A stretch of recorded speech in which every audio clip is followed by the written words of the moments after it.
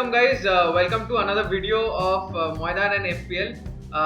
For today's video, we'd like to actually discuss a kind of overall review of the first 4 game weeks, as well as we'd like to suggest you guys on the possible buys and holds and probably the players you would like to keep on your team for long-term FPL assets as they might give you points return as well as price appreciation. Each of our panelists will have their own opinion and they'll try to justify it within a limited period of time. So added on, I would also like all of you to please subscribe, because a lot of you are watching the videos as we can see from the analytics thing, but you are not subscribing. So please, I would request you to like, share and subscribe if possible, and if you like our content. So jumping right into the video, I'd be asking each of my panelists questions and they'll answer, and accordingly the discussion will flow. So first I'd like to go to Obirup. So Obirup, who are the players like you are thinking that they are actually playing very well right now, but their form might not be sustainable for the long term? Like, who are the assets like you're thinking that, oh, I've gotten a price appreciation, now I can chip them for someone else? So one of the players I would like to suggest to all the viewers is Jamie Vardy. Okay. I mean, if you suddenly look at the points table, there are many FPL managers who just look at the points and pick the players for the next game week. Yeah. So if you are looking at the stats of Jamie Vardy, you will see that he is currently in the 3rd position in the forwards list. Yes. He has 5 goals already, but 4 of them are from penalty kicks, which is something to keep in mind, because throughout the 38 game weeks, I don't think any of the teams would get a lump sum amount of penalty kicks as has been happening in the initial 4 game weeks. There are a lot of penalties that are being awarded, but I think as the game week goes, this will go on decreasing. And if we see the non-penalty XG for Jamie Vardy, it is 0.5. I mean, it is below the likes of Mitrovic. And Jamie Vardy has a hamstring injury which he has been suffering. I mean, it is recurring. One day he goes off in the 80th minute, and I think in the long run he would sustain that injury and he have to sit for 2 to 3 matches, I think, at least. So then we have to think for a change, and I think it is better to now look for alternate options. Okay.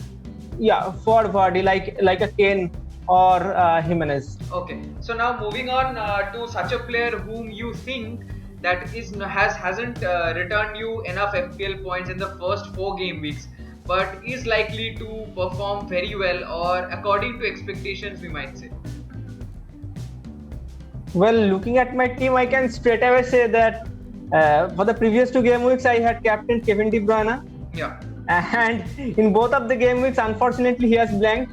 Okay. 2 points each in each of the game week. So, but he is playing at the number 10 role this season. Yes. Because David Silva is not there, so he's playing up the pitch, and I think as the season goes by, he will get a lump sum amount of assists as well as goals, because he's playing higher up the pitch. Okay. His stats looks good. I mean, 1.5 XG in that first 3 game weeks. He returned in the first game week, but unfortunately, the Leeds game was. The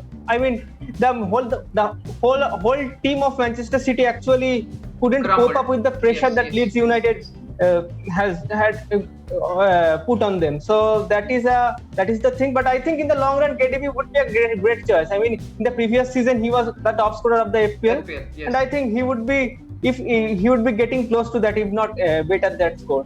So I'd be suggesting Kevin to keep KDB in your team, and just wait for him to churn his magic. Okay. So now swiftly moving on to Krishnendu, whose team have been flying in the Premier League, like literally flying. Everton have been the team from Merseyside to look at. At least they haven't conceded 7 goals. So as to which players do you think that are returning points but are not likely to return so? Like Ovirup said for Jamie Vardy. Like, who's your suggestion for our viewers? That if you might have them, you might release them for someone else. Yeah, Aritra. So I think one of the players that is not returning points right now, I think the Man U assets in the form of Anthony Martial. and I can see him in the long term giving back the points.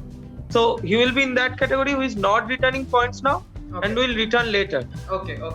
And the player who is returning points now that you ask, performing now and will, and I'm not seeing him perform later is so I feel Bamford is that player. Okay. Because actually I have Rodrigo Moreno is a better finisher than Bamford. Okay. Yeah, sorry. No, so do you feel that Rodrigo Moreno would I am asking you that do you believe that Rodrigo Moreno will start ahead of Bamford? Like, do you see starting spot in contention? Like, is there a pressure for No. So Bamford will Bamford will play the role what Firmino plays in Liverpool. Okay. So he will sacrifice more for the team. So the likes of Calvert-Lewin, what Calvert-Lewin used to do back in 2018-19 season or 19-20, the last season also, he will go to the wing, he will run a lot for the team. But eventually, as an FPL asset, his potential with points will come down. So I don't see Bamford giving as many points as it has given now. So quite crisp from Krishnendu, and I would like the same from Shomodeep. Like, and who is the player that you are thinking that hasn't returned points as of now, but has the potential to return long-term FPL points and probably be a fixed asset or a starting placeholder in your FPL team? As of now, what I'm thinking is there is one transfer that has been done from the Chelsea team. And his name is Kai Havertz. Okay. So Kai Havertz is a world-class player. Everyone knows. Okay. But past few game weeks he has not been playing that much well. And in his earlier teams he used to play very good. But maybe here he is yet to hit that mark with Lampard. And maybe Lampard has to find him a suitable player so that he can play really well under him. So once he finds that place for Kai, then I think Kai Havertz will be a force to reckon with in the Premier League as well as from the FPL standpoint. Okay, and what about your suggestion to our viewers for the player who is actually returning very good points right now and might confuse the players who are like playing FPL for the first or the second time, but you think that is going to drop off in form and returns? Actually, for that part, I am thinking Willian might be one of those players because in the first game week, Willian made 3 assists, leading Arsenal to a victory 3-0.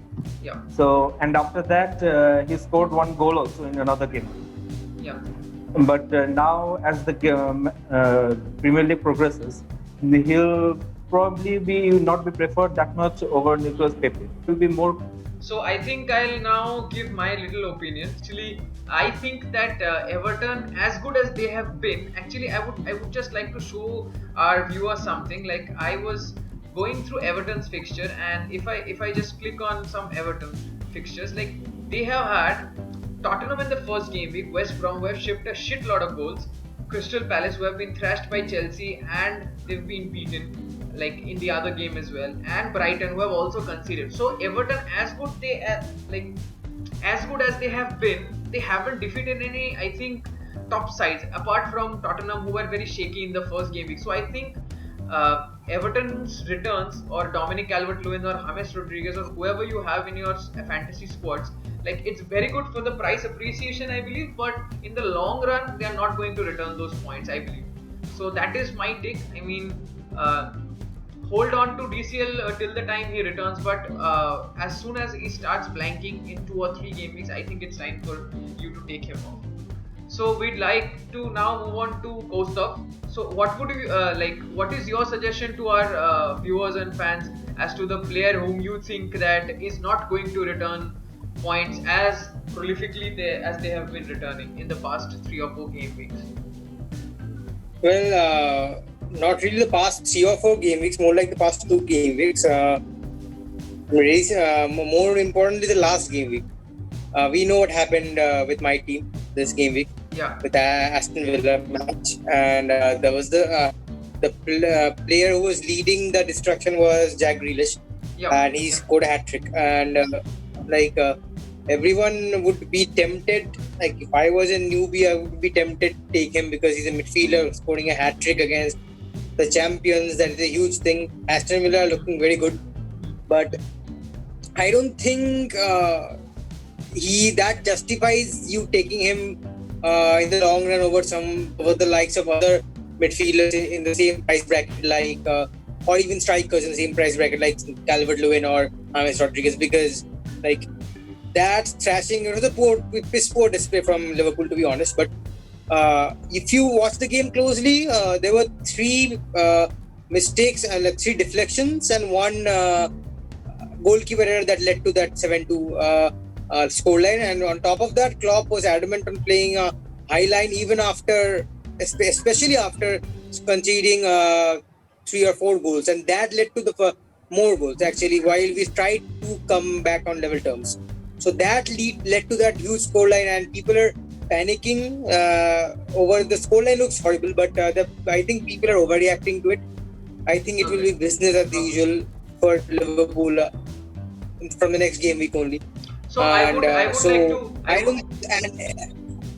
would just like to ask you one thing. Are you not tempted by Jack? If you were a FPL, like if you wanted to have Jack Grealish, maybe, are you not tempted by his fixtures? I mean, he just has Leicester, and then I see Green. No. I don't think a fixture. The fixture is not that important a fixture for a factor for attacking assets. That they are good factors for defensive assets, but like we get fooled by the fixture easiness ratings, difficulty ratings for attacking assets. But that I don't think that is very important for attacking assets.